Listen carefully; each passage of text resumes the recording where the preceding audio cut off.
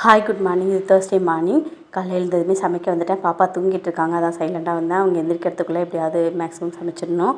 அதுக்காக தான் இப்போ மீல் மேக்கர் ஊற வச்சுட்டேன். ப்ளைன் பிரியாணி செய்யலான்ட்டு அதுக்காக ரெடி பண்ணிகிட்ருக்கேன்.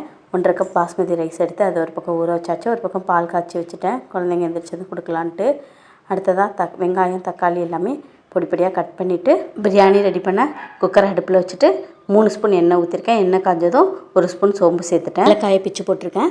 மற்ற பிரியாணி மசாலாலாம் பட்டை, கல்பாசி, லவங்கம் எல்லாமே சேர்த்தாச்சு. சேர்த்துட்டு பிரிஞ்சி இலை மட்டும் மிஸ்ஸிங்கு, அது இல்லை, அதனால் அது இல்லாமலே செஞ்சாச்சு. 3 பெரிய வெங்காயத்தை கட் பண்ணி இது மாதிரி சேர்த்துருக்கேன். குக்கரோட வெளிப்பக்கம் இந்த கலரில் இருக்குதுன்னு பார்க்காதீங்க. அது கேக் செய்கிறேன்னு ஒரு நாள் குக்கரை தீச்சாச்சு.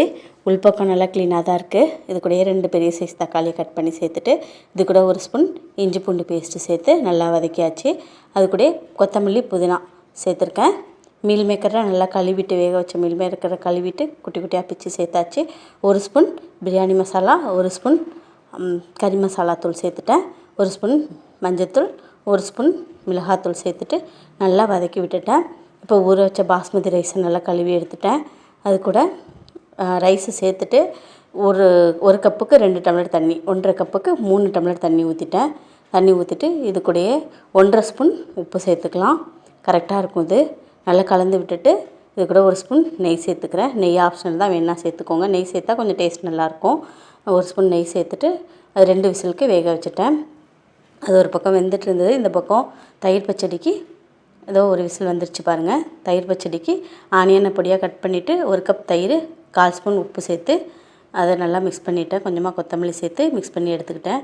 2 விசில் வந்துருச்சு. அடுப்பை ஆஃப் பண்ணி வச்சுட்டேன். இந்த பக்கம் தயிர் பச்சடி ரெடி ஆகிடுச்சு. நல்லா மிக்ஸ் பண்ணி எடுத்துக்கிட்டேன். சூப்பராக இருக்குது பாருங்கள். இப்போ விசில் அடங்கிருச்சு. ஒரு 10 நிமிஷத்துக்கு அப்புறம் திறந்து பார்த்தேன். சூப்பராக ரெடி ஆகிருந்தது பிரியாணி. இதை பாருங்கள், நல்லா வாசனையாகவும் இருந்தது, நல்லா உதிரி உதிரியாகவும் வந்தது. குழையவும் இல்லை, ரொம்பவும் விரையாகவும் இல்லை. சூப்பராக இருந்தது ரைஸ் சாப்பிட்றதுக்கும். இதை எடுத்து வச்சுட்டு அடுத்ததாக ஸ்நாக்ஸுக்காக வெள்ளரிக்காயை இது மாதிரி ரவுண்ட் ரவுண்டாக கட் பண்ணிக்கிட்டேன். வெள்ளரிக்காய் கூட உப்பு சேர்த்துட்டு மிளகாத்தூள் சேர்த்து கொடுத்தா அவங்க நல்லா சாப்பிட்ருவாங்க. வெள்ளரிக்காயை சேர்த்துட்டு ஒரே ஒரு பிஞ்சு சால்ட்டு, ஒரு பிஞ்சு மிளகாத்தூள் சேர்த்துட்டு தனி மிளகாத்தூள் சேர்த்துருக்கேன். சேர்த்து நல்லா கலந்து விட்டுட்டு அதை பேக் பண்ணி வச்சுட்டேன். ஒரு கடல மிட்டாய் எடுத்து வச்சுருக்கேன். அது காரமாக இருந்ததுன்னா இது சாப்பிடுவாங்க. அதுக்காக ஒரு கடல மிட்டாய் எடுத்து அதை மூடி வச்சாச்சு. அடுத்து லஞ்சுக்காக செஞ்சிருந்த பிரியாணியை பாக்ஸில் எடுத்து வச்சுட்டேன். மித்துவுக்கு பிடிச்ச சாப்பாடு கொடுத்தோன்னா பாக்ஸ் காலியாக வரும். மேக்ஸிமம் பிடிச்ச சாப்பாடு தான் எப்பொழுதுமே கொடுப்பேன், இல்லைனா பாக்ஸ் அப்படியே வந்துடும். அதனால் பிடிச்ச சாப்பாடாகவே எப்பொழுதுமே செஞ்சு கொடுத்துட்றது. நேற்று ஸ்கூலுக்கு போனாங்க, எப்படி இருக்குமோ என்னமோன்னு நினச்சேன். அவங்க ரொம்ப ஜாலியாக இருந்தாங்க. ஸ்கூல் முடிஞ்சு வரும்போது நல்லா விளாண்டுட்டு வந்துட்டு இருந்தாங்க. ஸ்கூல் கிளம்பி அவங்களும் வெளில வந்துட்டாங்க. லஞ்ச் பேக்கை மறந்துட்டாங்கன்னு சொல்லிட்டு பாப்பா எடுத்துகிட்டு போகிறாங்க.